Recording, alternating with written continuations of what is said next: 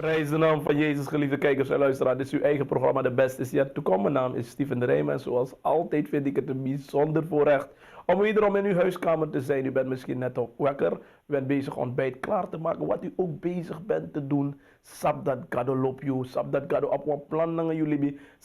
Weet dat God in u een kampioen heeft gelegd. En God wil u brengen op hoogten waar u nog nooit eerder bent geweest in uw leven. Ik wil groeten de mensen in Nikeri, de mensen in Koroni, de mensen in Wageningen, de mensen in Saramaka. Dan denk ik aan het oosten, wil ik groeten de mensen in Mungo daar. De mensen op Kommerwijnen wil ik ook groeten, de mensen op Para. Waar u ook bent en kijkt en luistert naar het programma, The Best is Yet to Come. Sap dat God op you en God op een plan naar jullie bij. Ook de mensen die luisteren via internet. Het is een geweldige dag deze dag. God houdt van u en God heeft een plan met u. Ik wil praten over het feit dat wij als mensen moeten begrijpen dat God alles wil doen om ons te brengen bij zijn Zoon Jezus Christus. Mensen begrijpen vaak niet dat God niet een God is die zoekt naar mensen om mensen te veroordelen, maar God juist een God is die ons wil redden. Daarom is het belangrijk deze morgen, die kijkt en luistert naar het programma. God will ready you. Denk actie mis, broeder, mafusang, God will red me. Mijn libi boom, met doe mijn best. Maar gaat u op weg, bent u op weg naar de hemel? Gaat u uw eeuwigheid doorbrengen met God? Of bent u op weg om te gaan naar een plaats waar God u niet wil hebben? Veel mensen begrijpen niet dat er maar twee koninkrijken zijn, geestelijk bekeken, op deze wereld. Het koninkrijk van God en het koninkrijk van de vijand.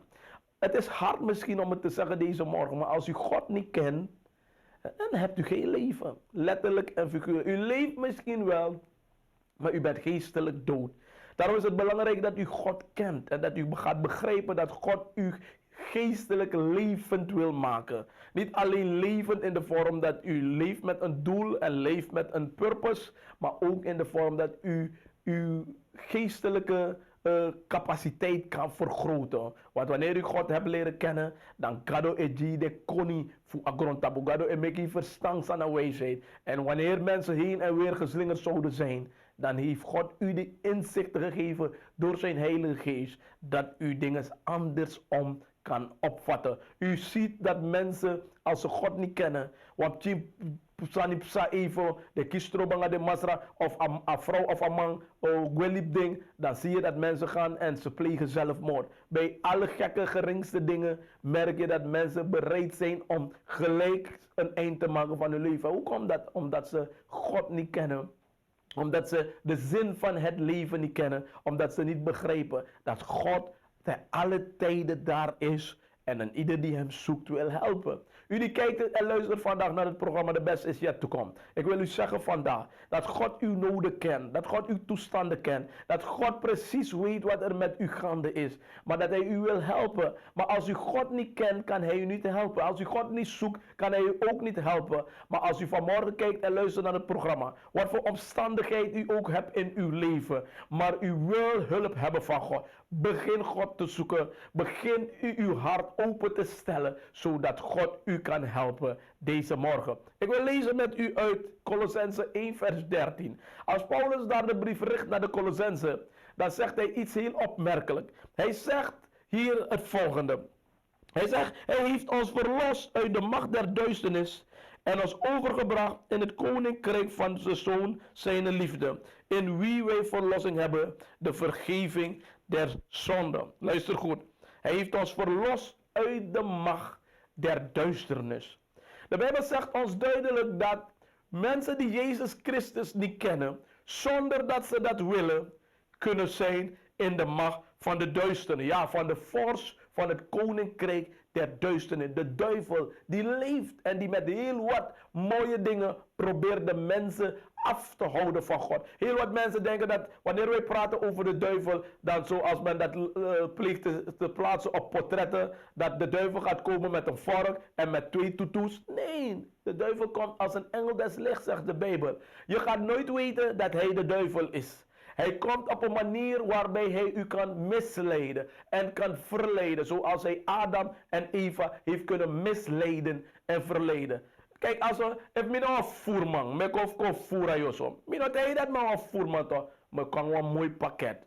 Maar kon dan een scenario like van de man taking bakraton moesje. Fu kan kies you, fu kan kon in asani en te you kon in asani ba de yoshi sumanami. En zo werkt de duivel. God wil ons weghalen uit die macht der duisternis. Gebondenheden die we hebben. Dingen die we doen. Dingen die we graag willen loslaten. Sommige mensen zijn gebonden aan pornografie. Sommige mensen zijn gebonden aan sigaret. I want sigaret, dit een man zo'n drink. If dit een sigaret, alla de aan een baby. Sommigen zijn gebonden aan drugs. Sommigen zijn gebonden aan een heel populair momenteel aan gokspel. If they nog play gokken one day, dan was sribi. Zolang they nog play a gok, dan firbu. Ze zijn gebonden door een macht van de duisternis. Maar ik heb goed nieuws voor u. U die kijkt en luistert vandaag naar het programma. God is in staat om u te halen uit de macht van de duisternis, zoals Colossense 1 vers 13 zegt. En u te brengen in de koninkrijk van zijn Zoon, Jezus Christus. In wie wij de verlossing hebben en in wie wij redding hebben. Ik wil u bemoedigen deze morgen, u die kijkt en luistert. God kan u helpen. God kan u geven wat de duivel u niet kan geven. Hij kan u geven die liefde, die blijdschap, die vergeving en die vrede. Wat de duivel u kan geven gaat pret voor een moment. De wereld geeft u pret voor een moment. En vertieren wat u nodig hebt. Maar daarna bent u leeg. En daarna ziet u dat u leeft zonder een doel. En al hebt u een geweldige positie op deze aarde. U gaat merken dat u het leven bijna voor u geen zin heeft. Omdat u één ding ontbreekt in uw leven. En dat is de Heer Jezus Christus. Laat u met u gaan naar Romeinen 6 vers 20. Waar God praat tot mensen die in die macht van die duisternis waren. En nu gered waren door Christus Jezus Christus. Hij zegt, want toen gij slaven wordt der zonde, wordt gij vrij van de gerechtigheid. Wat voor vrucht had gij toen? Dingen waarvoor gij u niet schaamt. Immers, het einde daarvan is de dood. Maar thans vrijgemaakt van de zonde, in de dienst van God gekomen, hebt gij het eeuwige leven ontvangen. Want het loon dat de zonde geeft, is de dood, maar de genade die God schenkt, is het eeuwig leven in Christus Jezus onze Heer.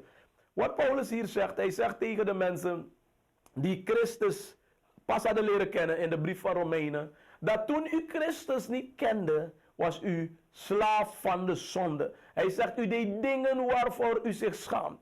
U die kijkt en luistert en met een jong man die je doet sani, san peye lugude san je doet je sheng abrade san met een vrouw die u doet bepaalde dingen, u schaamt zich ervoor. Maar Paulus zegt, wanneer je Jezus hebt leren kennen, dan kan hij u die vrijheid geven. Want die zonde zal leiden tot dood. Eerst lichamelijke dood en daarna geestelijke dood.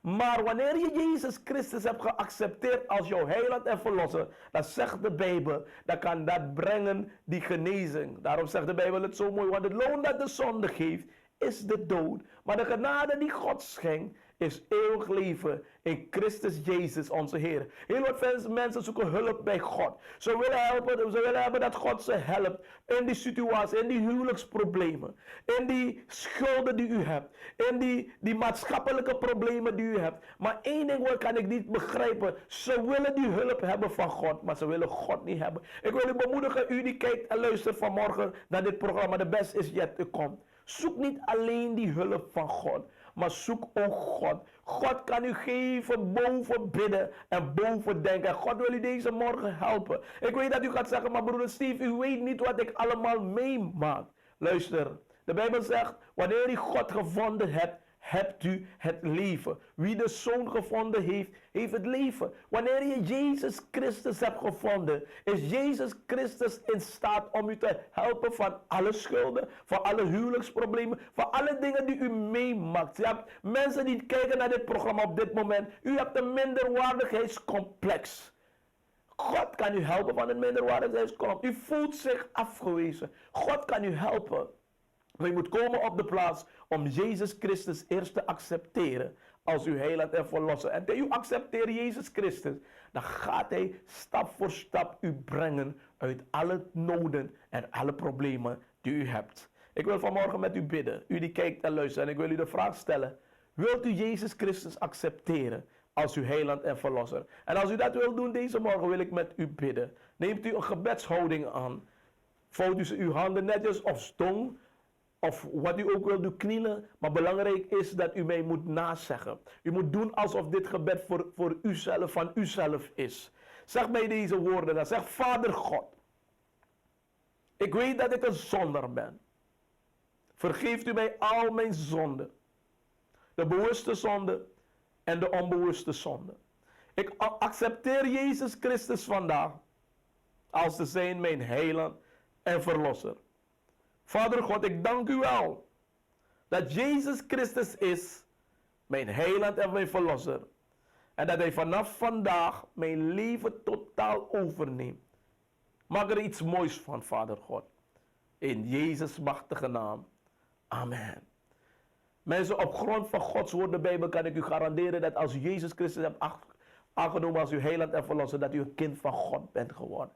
En weet u wat er gaat gebeuren nu? God gaat beginnen te werken in uw leven. Soms nog snel, maar langzaam, maar zeker gaat er ook rokken in jullie. En al je problemen die je hebt, al je toestanden die je hebt, u kan weten dat God er bemoeienis mee zal hebben. En u die kijkt en luistert vandaag, u ziet het niet meer zitten. Misschien in een geest dat een man in een malusa soppie, you know. Je bent verslaafd van alcohol. If you begin aan me, God is staat voor put you free voor alcohol. And if you want me, can begin no den aan you. Maar me beg you dat you put a man is vrij voor alcohol. En met tijd een geest voor alcohol aan moment die ze in een neef Jezus. En me proclameer dat een man is de free.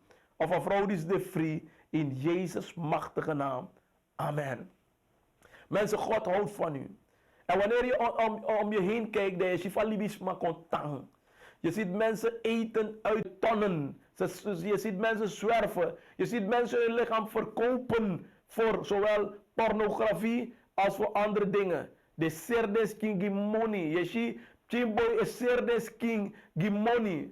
Zijn geen dingen die God wil hebben. Je ziet ook mensen vechten op politieke toestanden, politieke doeleinden. Mensen vechten naar macht.